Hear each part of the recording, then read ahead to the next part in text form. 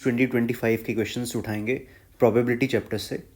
और probability chapter की खास बात यह है कि क्वेश्चन अगर एग्जाम में समझ में आ रहा है तो टाइम भी बचता है और क्वेश्चन ऑलमोस्ट मतलब बहुत कम कैलकुलेशन रहती है उसके अंदर। तो यहाँ पर क्वेश्चन है bag 1 contains 4 white 5 black balls. तो सीधा बैग 1 बनाता हूँ मैं, उसमें 4 वाइट बॉल्स हैं, 5 ब्लैक बॉल्स हैं, बैग 1 है ये। And bag 2 contains n white balls 3 black balls.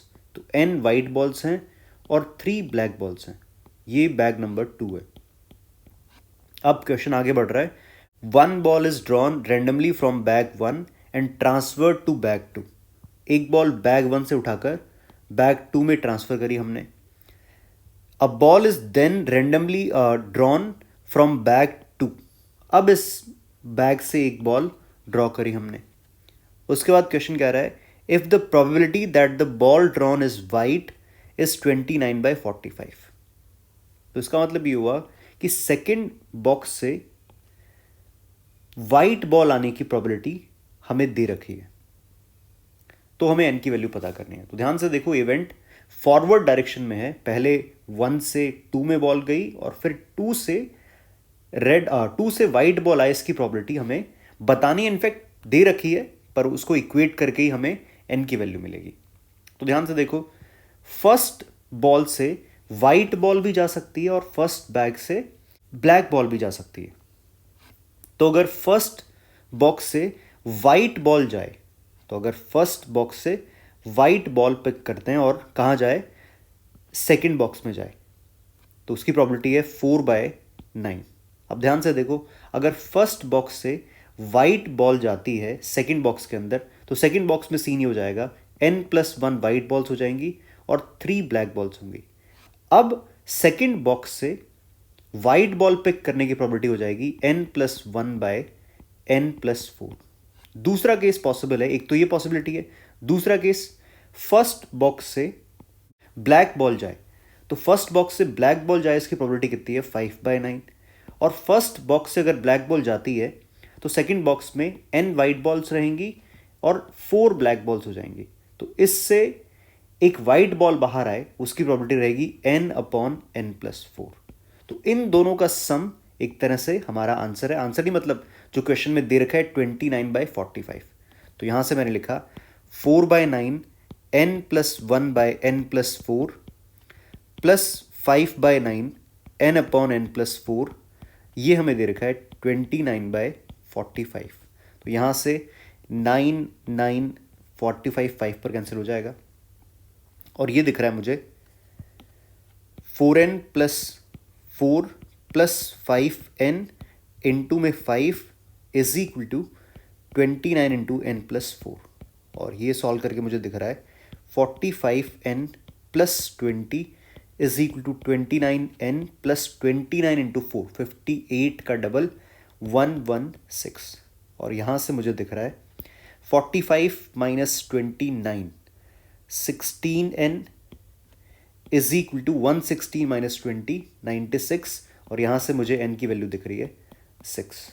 तो इसका आंसर रहेगा ऑप्शन नंबर 4। और वैल्यू कितनी आई n की, 6। तो ये सिंपल फॉरवर्ड डायरेक्शन में इवेंट था, तो बड़े आराम से हमने क्वेश्चन सॉल्व किया। ऑल्दो इसको ट्री डायग्राम भी बोल सकते हो तुम चाहो तो, कि मैंने 2 केसेस बनाए हैं। पहला केस जब हमने फर्स्ट बॉक्स से एक वाइट बॉल सेकंड बॉक्स में पुट करी, दूसरा केस जब हमने फर्स्ट बॉक्स से एक ब्लैक बॉल सेकंड बॉक्स में पुट करी। अगले क्वेश्चन पर आते हैं। यहां पर देखो, 2 balls are selected at random 1 by 1 without replacement from the bag containing 4 white and 6 black balls।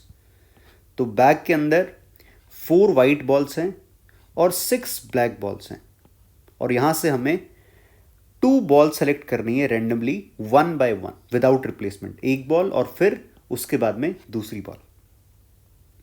अब क्वेश्चन आगे कह रहा है if the probability that the first selected ball is black. तो पहली सेलेक्टेड बॉल ब्लैक हो, तो इस इवेंट का नाम रख दिया मैंने फर्स्ट बी, मतलब फर्स्ट बॉल जो आए वो ब्लैक हो। Given that the second selected ball is also black, और इसका नाम रख दिया मैंने सेकंड बी। अब ये बात मैं बहुत बार बोल चुका हूँ इन वीडियोस में कि जब भी हमें प्रोबेबिलिटी का क्वेश्चन सॉल्व करना हो तो सिंबल्स बनाना बहुत इंपॉर्टेंट है। तो इसको ध्यान से पढ़ो एक बार। If the probability that the first selected ball is black given that the second selected ball is also black. तो पहले तो इसका सिंबल बनाते हैं। ये जो लिखा हुआ है इस पूरी लाइन का मतलब हम यहां पर लिखने वाले हैं।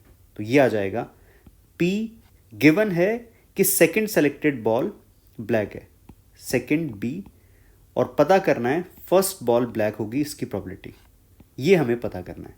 तो इसको हम लिख सकते हैं P first B intersection second B divided by P second B।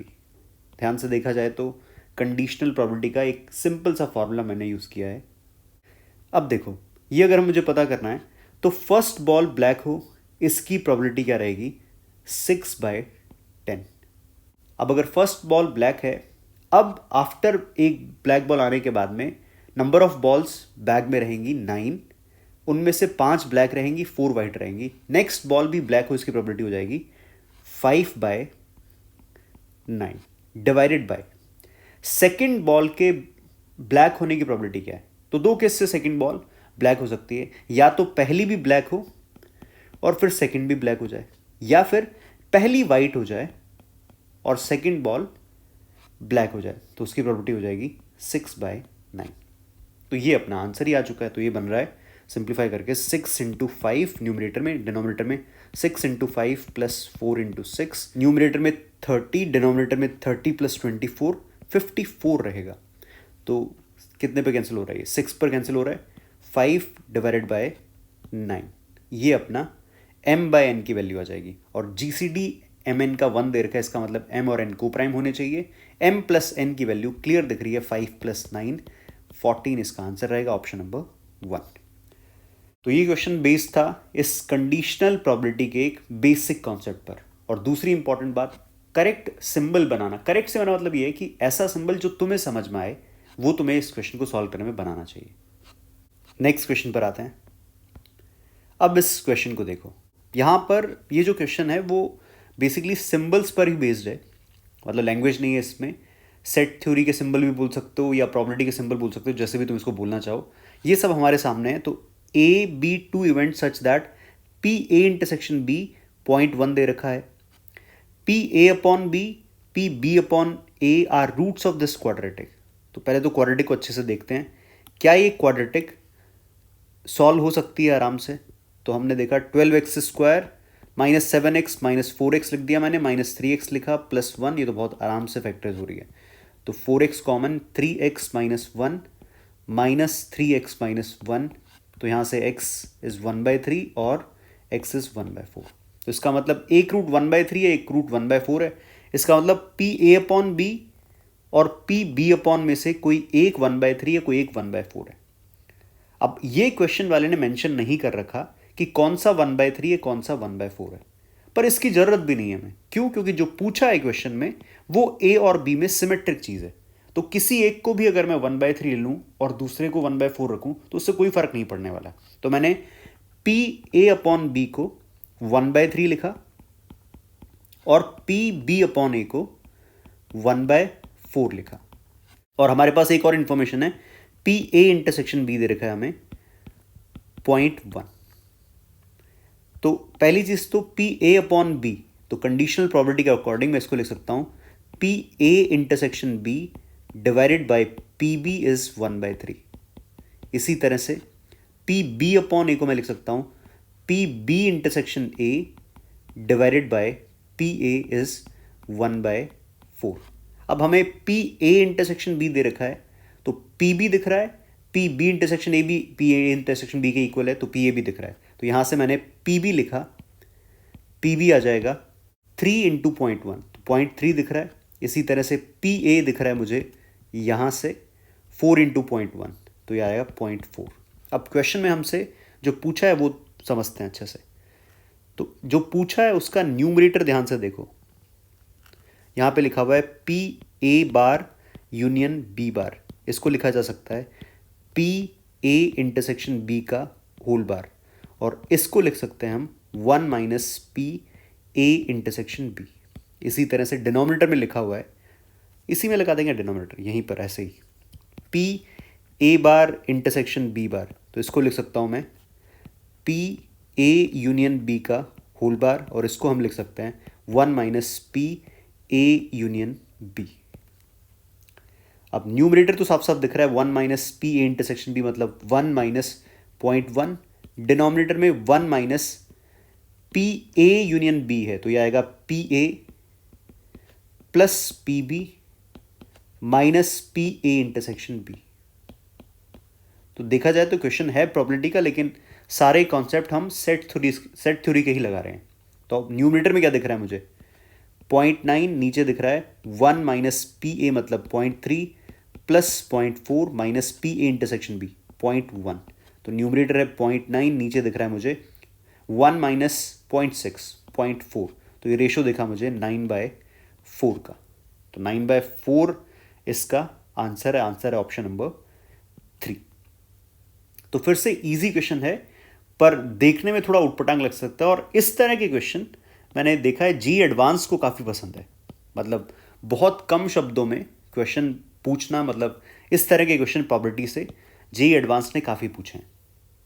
और कॉन्सेप्ट के नाम पर हमने जो मेन कॉन्सेप्ट यहाँ पर यूज़ किया है वो फिर से वही कंडीशनल प्रोबेबिलिटी का यूज़ करके, यहाँ पर कहाँ लिखा था मैंने, ये पी ए अपॉन बी को मैंने क्या लिख दिया, P A intersection B upon P B. Similarly P B upon A को मैंने लिख दिया P B intersection A upon P A. Next question पर चलते हैं। इस क्वेश्चन को देखो, यहां पे हमें दे रखा है 1 डाई हैज 2 फेसेस मार्क्ड 1, तो एक डाई के 2 फेसेस पर 1 1 मार्क्ड है, 2 फेसेस मार्क्ड 2, 2 फेसेस पर 2 2 मार्क्ड है, and 1 face marked 3, 1 face marked 4 3 4। तो ये तो एक डाई के 6 फेसेस हमें बता रखे हैं। फिर दे रखा है another die has 1 face marked 1, 2 faces marked 2 2 2, 2 faces marked 3 3 3, 1 face marked 4। ये दूसरी डाई के 6 फेसेस हमें दिख रहे हैं। अब क्वेश्चन आगे स्टार्ट होता है, the probability of getting the sum of numbers to be 4 और 5, ये हमें पता करनी है when both the dice are thrown together. तो सम 4 हो इसकी प्रोबेबिलिटी क्या होगी, और 5 होगी इसकी प्रोबेबिलिटी, और कुल मिला के दोनों को ऐड करना है। तो 4 होने के चांसेस क्या है अपने पास, मतलब कहने का मतलब 4 लाने के सम की क्या क्या चॉइसेस है या क्या क्या पॉसिबिलिटीज है। तो ये सम आ सकता है 1 + 3 करके, या ये आ सकता है 2 + 2 करके, या ये आ सकता है 3 + 1 करके। इसी तरह से 5 आने की चॉइसेस हमारे पास में क्या क्या है, 1 + 4 हो सकता है, इसी तरह से 2 + 3 हो सकता है, या फिर ये 3 + 2 हो सकता है, या 4 + 1 हो सकता है। तो अब एक एक करके देखते हैं। अगर हम बात करें 1 + 3 लाना हो, तो फर्स्ट डाई, इसको अगर मैं बोलूँ फर्स्ट डाई, तो इससे 1 आने की प्रोबेबिलिटी कितनी है 2/6, और सेकेंड डाई से 3 आने की प्रोबेबिलिटी 2/6। फिर इसी तरह से +2 + 2, तो 2 2 यहाँ पर कितने हैं 2, 2 2 यहाँ पर भी कितने हैं 2, तो 2/6 × 2/6। उसी तरह से फर्स्ट डाई से 3 लाने की प्रोबेबिलिटी, तो एक ही 3 है, तो ये रहेगा 1/6, और सेकेंड डाई से 1 लाने की प्रोबेबिलिटी, तो एक ही 1 है, तो क्या रहेगा 1/6। अब दूसरी चीज़ 5 कैसे आ सकता है, तो फर्स्ट डाई से 1 आए, सेकेंड डाई से 4 आए, 1 आने की प्रोबेबिलिटी 2/6, सेकेंड डाई से 4 आने की प्रोबेबिलिटी 1/6। 2 और 3 आए, तो फर्स्ट डाई से 2 आने की प्रोबेबिलिटी 2/6, सेकेंड डाई से 3 आने की प्रोबेबिलिटी 2/6। 3 और 2 आए, फर्स्ट डाई से 3 आए इसकी प्रोबेबिलिटी 1/6, सेकेंड डाई से 2 आए इसकी प्रोबेबिलिटी 2/6। 4 और 1 आने की प्रोबेबिलिटी, फर्स्ट डाई से 4 आने की प्रोबेबिलिटी, क्योंकि एक ही 4 है तो 1/6, और सेकेंड डाई से 1, एक ही 1 है तो 1/6। अब कुल मिला के इन सबका मुझे सम करना है। तो डिनोमिनेटर तो सबका ही क्या है 36, तो यहाँ से ऐड करना शुरू करते हैं। 2 × 2 4, +2 × 2 4, +1 × 1 1, प्लस ये रेड वाले 2 × 1 2, +2 × 2 4, +1 × 2 2, +1, तो ये दिख रहा है हमें 4 + 4 + 1 9, और 11 15 17 18, तो ये बना 18/36 मतलब 1/2 इसका आंसर रहेगा, तो ऑप्शन नंबर 1 करेक्ट है। तो ये तो इजी क्वेश्चन है, पर हाँ मतलब क्वेश्चन की लैंग्वेज इस तरह से हो सकती है जो थोड़ा बहुत उलझन पैदा कर सकती है, बाकी क्वेश्चन सिंपल था। और एक क्वेश्चन मैं तुम्हारे लिए इसमें होमवर्क रख रहा हूँ, ऑल्दो ये क्वेश्चन मैं डिस्कस कर चुका हूँ, और अगर तुम्हें इसमें डाउट रह जाए तो मैं इसका वीडियो का लिंक कमेंट सेक्शन में मेंशन कर दूंगा। ये क्वेश्चन मैं एक अलग वीडियो में डिस्कस कर चुका हूँ, तो ये तुम्हारे लिए होमवर्क भी है, तो इसका तुम्हें आंसर कमेंट सेक्शन में मार्क भी करना है।